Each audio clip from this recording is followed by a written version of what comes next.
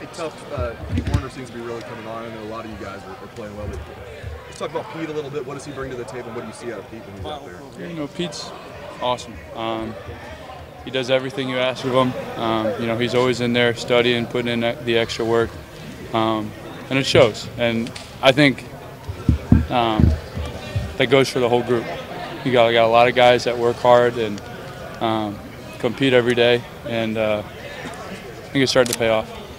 How are you feeling? Are you getting better every week, or have you been like 100% for a while now? I've been 100%. I just feel I think it takes time to come back from an injury like that, but I'm feeling more and more comfortable, and I'm glad I can be a part of this.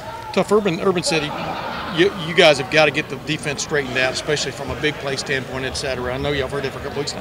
What has sort of been the talk this week among you guys? I mean, as you get ready to play another game, and you know you still have a little bit of a, I don't know if doubt's the right word, hanging over your head from some folks, but what's been a sort of the talk among you guys about getting things straightened out? Yeah, you know, the positive is we gave up right around 100 yards in the second half, made some plays, we were able to force some turnovers. Yeah. So I think things are heading in the right direction. Yeah. You know, the talk this week in practice has been, you know, you're chopping at the tree, and it's just a matter of time before the results start to show, before the tree falls. You know, and same thing. I mean, Pitt State had a really big-time first half, and with the exception of one drive, I think for the most part in the second half, y'all did the same thing, right? I mean, is it just a slow starting kind of thing, or what would you call it? I don't know. You haven't analyzed it that deep, right? What's that? You haven't analyzed it that deep. No. Yeah. I'm just trying to get better every day. Try to go to work every day with a good mindset, and we'll figure this thing out. The chopping the tree, is that a Shiano-ism? That sounds like back to his Rutgers days. Yeah, that's a Shiano. It's a Shiano thing. Is that kind of a new thing, or has he been kind of preaching that all year? I actually showed up this week, and I think it's, you know, it's true. I think it's going to show. You know, the last few weeks we've had really good days at practice, and it's about time that the results come. When you look at these guys, Minnesota on video, a couple of running backs, they've had some kind of a revolving door at running back because they've had some injuries and stuff. But what just jumps out at you about their running backs in particular? Yeah, you know, they kind of running backs by committee. Yeah. But they run hard. They're physical backs, and that goes for their whole offense. You know, they're going to line up, they're going to run at you, and they're going to see how tough you are. The fact they've got a freshman quarterback, walk-on freshman quarterback. As you watch video of him, I think he's hitting about 52% of his passes, something like that. But what just kind of stands out about him as you watch him? Do you see him kind of learning on the fly, so to speak? Yeah, I mean, he's a good player.